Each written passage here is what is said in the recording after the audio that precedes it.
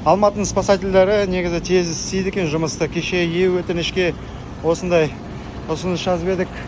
Мынандай ағаш ілініп тұр деп. Мінекей. Осы ағаш мына қараңыздар, мына жерден қалай түсіпті, мына жерден адамдар жүреді негізі. Солардың бастарына түсуге қауіп төніп тұрған. Сол кеше өтінішке жазғанбыз. Мінекей мына жерде остановкада.